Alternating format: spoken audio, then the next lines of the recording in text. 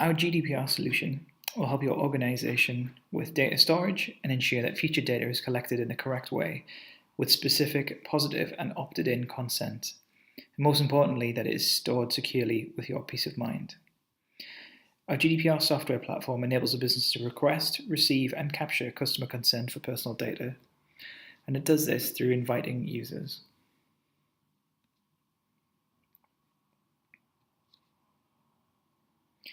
This data is often collected for account opening purposes and making sure that any existing data that you have held is both relevant and active. Inviting a person is very straightforward, whether that's a member of staff, a customer, or a supplier. You can do so individually by clicking Invite individually, filling out a couple of bits of brief information about that individual, first name, last name, email, and choosing which vault they belong to. In this instance, I'm going to use customer, which provides a little bit more information, so company name, position. An important part of this page is that it actually asks you how long you'd like that data to be held until. And this is important for keeping data for the right length of time, and not unnecessarily storing data that is either out of date or expired. Sending an invite is very quick and simple. Hitting send invite sends that straight away. The other alternative to this is you can upload a CSV, which is a spreadsheet that you can create and populate with all of your current staff or customers or suppliers that you need to invite en masse.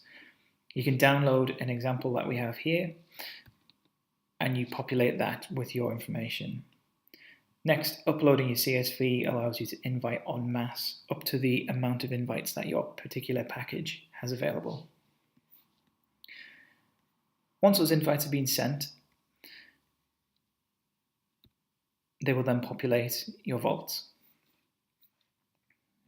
Each type of customer or staff or supplier has its own section within your vault and its own vaults. As you can see from here, staff, we have 11 active members with 0 pending invites.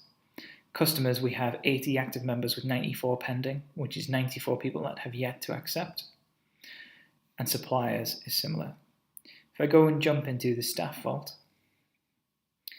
you'll see that within here we have all the members of staff.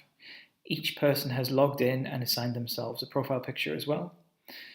You'll also notice that whilst I can click into each individual's, I can also look at the public folder. Within this allows you as a business to share HR forms or policies or forms that all members of staff might need to see.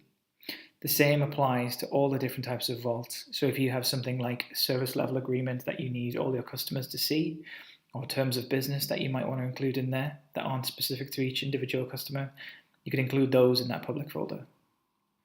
If I go ahead and click into one of these members of staff, you'll see that within here there's also a selection of folders that that individual as well as you yourself can access.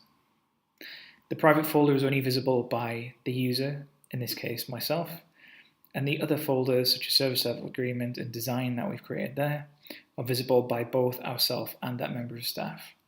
So this is the kind of area that you might include things like payslips or potentially any other employee documents. The employee's file could be included in here as well as well as any other notes related to that employee. If I just jump back, you'll see again here that we have different vaults for customers. If I go into this one, this is slightly different because you'll be able to see the invites that have yet to be accepted as well.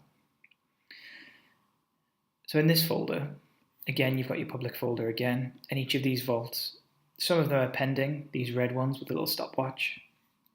The blue ones have been accepted and are active. You can see by the likes of this one that this person has logged in and assigned themselves an image. And this person has yet to log in and yet to assign themselves anything. But again, it works in exactly the same way in that if I click into one of those, you can see again the files and the storage structure that we can have for that person. Adding a new folder is very, very easy. Literally giving your folder a name, deciding whether it's private, viewed only by yourself, or shared with that individual. And then you can go ahead and add files and upload files into this. Each file that's uploaded is encrypted and hosted with the highest level of data security.